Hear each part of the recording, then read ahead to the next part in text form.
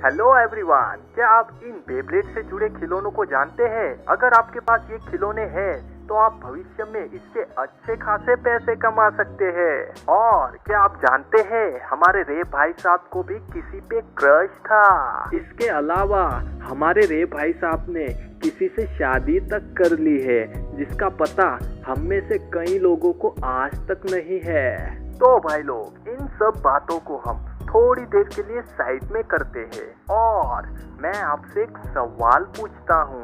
क्या आप जानते हैं डॉक्टर सेगाट के एक लौते बेटे सीओ का फेवरेट म्यूजिक इंस्ट्रूमेंट कौन सा था? तो दोस्तों, इस सवाल को लेकर आपको ज्यादा परेशान होने की जरूरत नहीं है, क्योंकि इस सवाल का जवाब मैं वीडियो के अंत तक तो दे ही देने वाला हूँ। तो चलिए शुरू करते हैं इस वीडियो को और जानने की कोशिश करते हैं इन सब के पीछे के छुपे फैक्ट्स को। अगर आप इस चैनल पे नए आए हो तो कृपया इस चैनल को सब्सक्राइब कर लो और साथ में नोटिफिकेशन बेल आइकन को भी दबा लो ताकि हमारे आने वाले लेटेस्ट वीडियोस के नोटिफिकेशन पहुंचे सबसे पहले आप तक। फैक्ट नंबर 1, रे का पहला क्रश। तो भाई लोग, फाइनली हमारे रे भाई साहब की पहली क्रश और कोई नहीं, कैथी ग्लोरिया थी।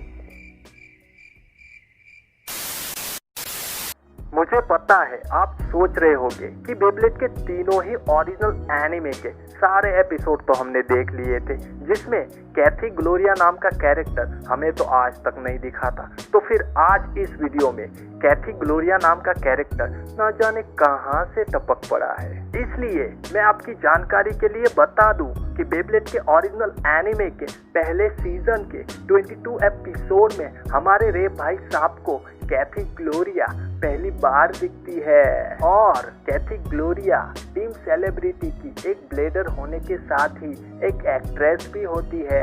कैथी ग्लोरिया को देखते ही हमारे रे भाई साहब उनके दीवाने हो जाते हैं और उनके पास से एक ऑटोग्राफ तक ले आते हैं।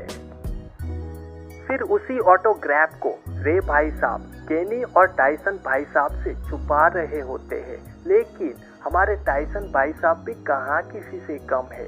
जब रे भाई साहब अपने पीछे उस ऑटोग्राफ को छुपा रहे होते हैं, तभी टाइसन भाई साहब उस ऑटोग्राफ को देख ही लेते हैं और उसके साथ ही उनका भांडा भी फोड़ देते हैं। लेकिन इस सब के बीच में एक बात हम सबको आज तक समझ में नहीं आ पाई है, जिसे मैं आज आप सबके सामने सुलझा के रहूंगा। जब हमारे रे भाई साहब ऑटोग्राफ लेके आते हैं, उस ऑटोग्राफ पे किसी कैथी ग्लोरिया नाम की लड़की का ही नाम लिखा हुआ होता है, लेकिन जब हमारे रे भाई साहब जिस लड़की को देखकर पगला जाते हैं, उस लड़की का नाम तो जे हार्ट होता है। तो फिर आखिर ये ऑटोग्राफ है किसका? तो भाई लोग, इस सवाल का जवाब भी मैं ही आपको बताता हूँ। असल में जे हार्ट का ही नाम कैथी ग्लोरिया था। कैसे? बताता हूँ। जब यूएसए में बेब्लेड के जापानीज वर्जन को इंग्लिश में डब किया जा रहा था, तब कैथी ग्लोरिया नाम को चेंज करके जे हार्ट कर दिया गया। फिर उसी इंग्लिश वर्जन को भारत में हिंदी में डब कर दिया गया, जिसे आप और हम आज देख रहे हैं। फैक्ट नंबर 2, किंग और क्वीन को बनाने की इंस्पिरेशन कहाँ से आई थी? तो दोस्तों, जहाँ बेब्लेड वी फोर्स की बात हो रही हो, वहाँ इन दोनों क्रिमिनल्स कैरेक्टरों की बात ना हो, ऐसा भला कैसे हो सकता है? इन दोनों भाई बहनों की जोड़ी ने तो हमारे काय भाई साहब तक के भी पसीने छुड़ा दिए थे। लेकिन इन दोनों की ये बात भी तो अलग है कि इन दोनों ने अपनी लाइफ के सभी बेबैटलों में से कुछ ही बेबैटलों को ईमानदारी से पूरे किए थे। तो भाई लोग, बहुत हो चुकी इन दोनों की बकवास। अब आते हैं हम सीधे मुद्दे की बात पे। क्या आप जानते हैं बेब्लेड वी फोर्स के क्रिएटरों को इन दोनों कैरेक्टर यानी कि किंग और क्वीन को बनाने की इंस्पिरेशन कहाँ से मिली थी? बताओ। वेल, मैं ही आपको बता देता हूँ। बेब्लेड वी फोर्स के इन दोनों क्रिमिनल कैरेक्टरों को बनाने की इंस्पिरेशन बेब्लेड वी फोर्स के क्रिएटरों को शतरंज और यिंग यांग सिंबल से मिली थी, जो कि एक चाइनीज सिंबल था। अब आप जरा इस तस्वीर में यिंग यांग सिंबल के कलरों को देखें, फिर आप इस दूसरी तस्वीर में किंग और क्वीन के कपड़ों से लेकर बालों तक का कलर देखें। क्या आपको इन तीनों में ही एक सिमिलैरिटी नहीं दिखती कि ब्लैक एंड व्हाइट कलर के कॉम्बिनेशन को अच्छी तरह से इस्तेमाल में लाया गया है? तो दोस्तों, अब आपको समझ में आ ही गया होगा कि बेब्लेड वी फोर्स के इन दोनों कैरेक्टरों के कलर्स कितने इंस्पायर थे यिंग यांग सिंबल के कलरों से। और इसके अलावा इन दोनों के नाम तक शतरंज के दो मूल्यवान मोहरों के ऊपर रखे गए थे, राजा और रानी, यानी कि king and queen. Fact number 3, CO का फेवरेट म्यूजिक इंस्ट्रूमेंट।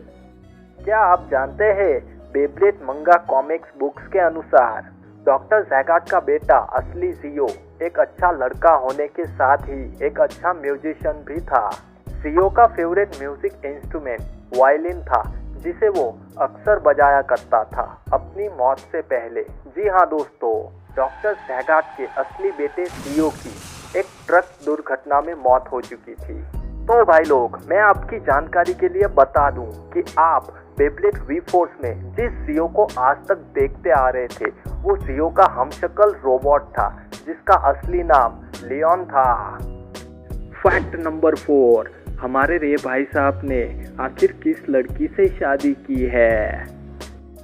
क्या आपको पता है Bakuten Shoot Beyblade Rising comic books के अनुसार हमारे रे भाई साहब अपनी ही पुरानी व्हाइट टाइगर टीम की मेंबर मराया के साथ शादी कर लेते हैं, और उन दोनों की एक लड़की भी होती है जिसका नाम रीन होता है, जो ना सिर्फ एक अच्छी लड़की होती है बल्कि एक अच्छी ब्लेडर भी होती है।